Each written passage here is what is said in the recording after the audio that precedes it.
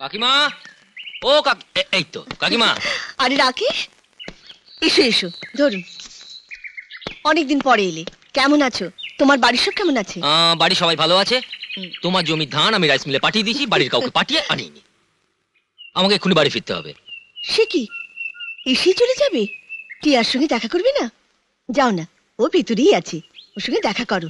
ও বেচারা সবসময় তোমার নাম করে।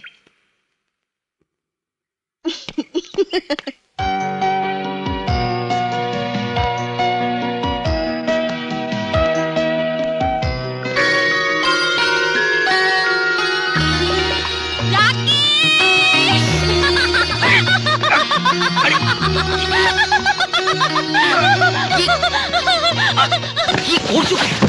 কাকিমা এসে যাবে। ছাড়বো না। ভালো হচ্ছে না বলছি, ছাড়ো। বললাম তো ছাড়বো না। আজকে আমার হাতে রান্না করা খাবার খেয়ে তোমায় যেতে হবে। কি কাকিমা এসে গেলে পুরো হোক লজ্জায় পড়ে যাবো। কাকিমা কাকিমা, এই, ওঠো। এত বড় হয়েছো তবু তোমার লজ্জা বলে কিছু নেই। দুদিন পরে তো বিয়ে হবে, তোমার কাছে আবার লজ্জা কিসের? আবার বাট দেখাচ্ছি মজা।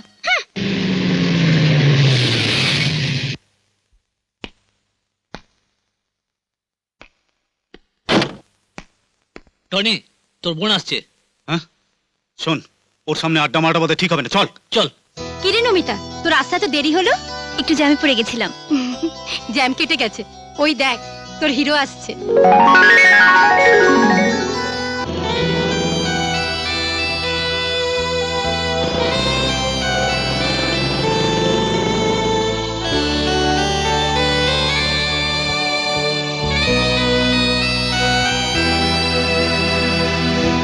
দাঁড়া, ওকে আজ আমি ধাক্কা মারবো।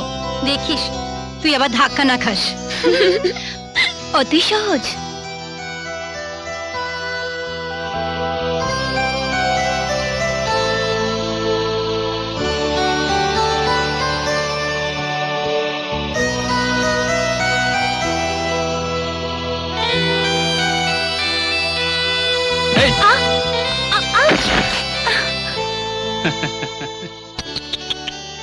আরে লাগলো ম্যাডাম, অ্যাম্বাসাডারের সঙ্গে সাইকেলের ধাক্কা লাগলে ক্ষতিটা সাইকেলেরই হয়, অ্যাম্বাসাডারের কিছুই হয় না।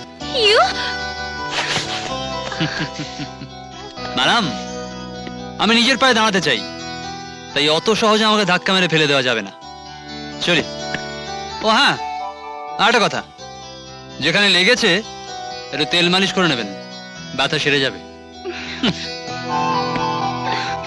কিরে নমিতা, ডাক্তারবাবু তো তোর ট্রিটমেন্ট করে গেলেন, বলিস তো তেল গরম করে আনি। নয়তো ডাক্তারবাবুকেই বলি মালিশ করে দেবার জন্য। ইয়ার কি মারিস না, তোদের ওই ডাক্তারবাবু ট্রিটমেন্ট আমি নিজেই করব। ঘন্টা মামা, মামা, তোমার সাথে খুব গুরুত্বপূর্ণ বিষয় একটা আলোচনা করব। হ্যাঁ গুরুত্বপূর্ণ, বলো বলো বলো। হ্যাঁ মানে আমি ঠিক করেছি, হ্যাঁ আমি দাঁড়িয়ে থেকে 3 দাদার বিয়ে দেবো। হ্যাঁ, যা মজা হবে না, একেবারে কবজি ডুবিয়ে খাবো। উফ মামা, তোমার এই হ্যাংলামিটা এখনো গেল না, খালি খাই আর খাই। এমন কি আর খাই যে খাবার খোঁটা দিচ্ছ? জানিস বয়স বাড়ার সাথে সাথে না খাওয়া কমছে, এখন খেলে আর খিদে পায় না, জানিস? কি খেলে খিদে পায় না? না রে, খেলে খিদে পায় না, ঘুমোলে চোখে দেখি না। উফ বেশ বাবা বেশ, তোমার যখন ইচ্ছে তখনই খেও। এখন আমার একটা কথা খুব মন দিয়ে শোনো। ছোটদা তো কলেজে পড়ে, হ্যাঁ। ওর বিয়ে পরে হবে, আর মেজদার তো মেয়ে ঠিক করাই আছে। এখন বাকি রইল বড়দা। বড়দার জন্য একজন সুন্দরী, সুশীলা, গৃহকর্মে নিপুণা মেয়ে দরকার। আমি তোর সাথে একমত পূজা। আমিও, কিন্তু আমি রাজি নই। না বলে তো শুনবো না বড়দা, বিয়ে তোমাকে করতেই হবে। কিন্তু নো কিন্তু, আমি তোমার জন্য মেয়ে দেখবো, রাইট? রাইট। আমি নিজে দাঁড়িয়ে থেকে তোমাদের বিয়ে দেবো, রাইট? রাইট। এবং আমার অনুমতি নিয়েই তোমাদের বউদের গলায় মালা দিতে হবে, রাইট? অল রাইট, কিন্তু তার আগে তুই বলতো যে তুই এইভাবে এত পাকা পাকা গিন্নি মার্কা কথা বলছিস কি করে? মুখ দিয়েই বলছে, ও তো আর বোবা নয়। রাইট। হুম? কি বড়দা, চুপ করে আছো কেন, কিছু বলো। পূজা, মা বাবা মারা যাবার পর থেকে আমরা এই 3 ভাই তোকে কোলে পিঠে করে মানুষ করেছি, আদর করে কখনো কখনো মা বলেও ডেকেছি।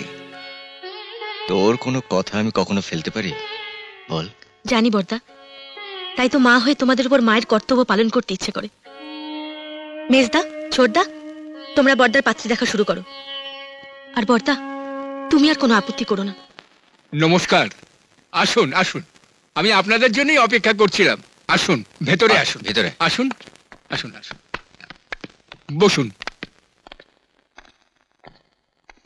বসুন বসুন।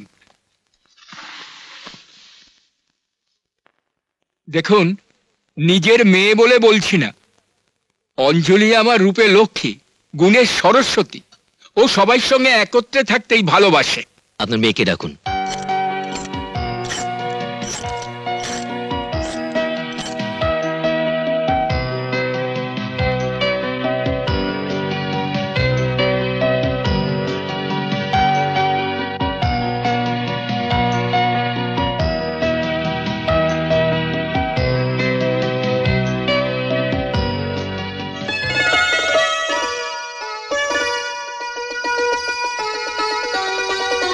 দাদা, মেয়ে দেখে তোমার পছন্দ হয়েছে তো? তোদের পছন্দ হলে আমার পছন্দ। তাহলে কি বল, কথাবার্তা বলি? অঞ্জলি আমার একমাত্র মেয়ে, ওর মা বেঁচে নেই, আমার সবকিছু ওই পাবে। ওর সুখী আমার সুখ। আমি দেনা পাওয়ার কথা বলছি না, আমাদের কিছু প্রশ্ন আছে, আর সেগুলো ঠিক ঠিক উত্তর দিতে পারলেই আমার দাদার সাথে বিয়ে হবে। হ্যাঁ, এটা কি কোন মানাঙ্গা করোড়পতি হচ্ছে যে ঠিকঠাক উত্তর দিতে হবে? হ্যাঁ, তুই চুপ কর। পূজা, তুই বল। ছোটদা, তুই জিজ্ঞেস কর। আমি? হুম। না না, আচ্ছা বেশ।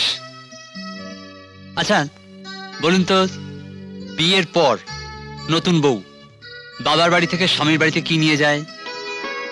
নতুন বউ বাবার বাড়ি থেকে শ্বশুর বাড়ির লোকজনদের সঙ্গে ভালো ব্যবহার, সংসারের সব কাজকর্ম করা, সকলের সঙ্গে মানিয়ে চলার শিক্ষা নিয়ে যায়।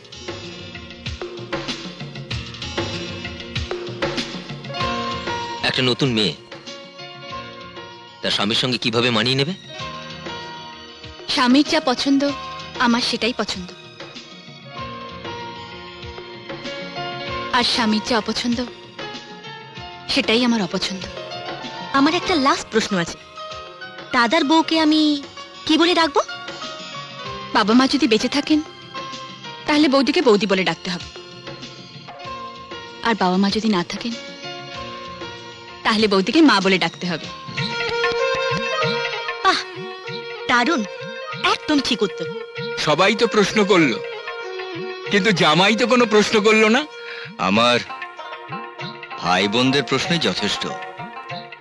তাছাড়া যে মেয়ে সবাইকে নিয়ে মিলেমিশে থাকতে পছন্দ করে, সে নিশ্চয় চাইবে না যে আমাকে আমার ভাই বোনদের থেকে আলাদা করতে। দাদা ঠিকই বলেছে, বৌদিকে আমাদের খুব পছন্দ হয়েছে। ও সব কথা থাক, এখন বলুন আপনার ব্যবসা কেমন চলছে? জমি জমা কিছু বাড়ালেন? না, তেমন কিছু না, ওই একই আছে। ওই 2500 বিঘে জমি আছে, তার মধ্যে 1500 বিঘে ধান, আর বাকিগুলোতে ওই সর্ষে, পাট, আলু, আর ওই মন্দির আর বাড়ি আছে। আপনাকে দেখে মাঝে মধ্যে খুব হিংসে হয়। বেশ সুখেই আছেন? কেন, আপনি তো বেশ সুখেই আছেন, আপনারও তো কোনো কিছুর অভাব নেই। আছে, মানসিক শান্তির অভাব আছে। অর্থ সম্পত্তি সবই আছে, কিন্তু ওই বাপ আর বেটা, একটা মেয়ে নেই বাড়িতে যার ছোঁয়ায় বাড়িটা একটু অন্যরকম হয়ে উঠবে। ভাবছি রাজাবাবু, অপুটার এবার বিয়ে দেব, কিন্তু বহু খুঁজেও অপুর জন্য একজন সুশীলা, বুদ্ধিমতী, সুন্দরী মেয়ে পাচ্ছি না, যে আমার মেয়ে হয়ে এই বাড়িটা আলো করে রাখবে। তা এতে এত ভেঙে পড়ার কি আছে মহিমবাবু? আপনি চাইলে আমি আপনাকে সুশীলা, সুন্দরী, বুদ্ধিমতী মেয়ের সন্ধান দিতে পারি।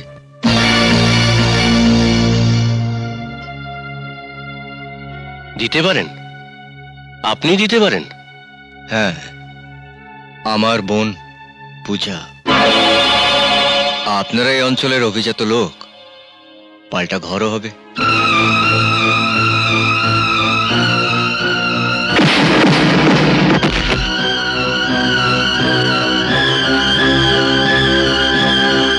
কি ভাবছেন মহিমবাবু,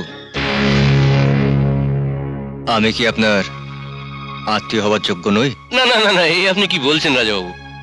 এ তো আমার পরম সৌভাগ্য। আর আপনার বোনকে তো আমি দেখেওছি। পূজা আমার বোন বলে বলছি না, ওরকম মেয়ে লাখে একটাই হয়। আমরা 3 ভাই ওকে বাবা মা স্নেহ দিয়ে বড় করেছি। ও সুখী হলে আমরাও সুখী। আমি আপনাকে কথা দিচ্ছি রাজাবাবু, পূজাকে আমি সুখেই রাখবো। তবে আগে জানা দরকার অপুকে ওর পছন্দ কি না। কি কেমন লাগছে? পছন্দ হলো? এ ভারী অন্যায় ঘন্টা মামা, এভাবে কেউ চুপি চুপি ঘরে ঢোকে? তুমিও তো বাবা কেমন চুপি চুপি ছবি দেখছিলে, তাই আমাকেও চুপি চুপি আসতে হলো। এবার বলো তো কেমন লাগছে? পছন্দ হলো? জানি না, যাও। ঠিক আছে, তাহলে আমিও রাজা বাবুকে বলি কি তার আদুরের বোনের ছেলে পছন্দ হয়নি। এই যে শোনো, তাহলে আমাদের বোনের অপুকে খুব পছন্দ হয়েছে।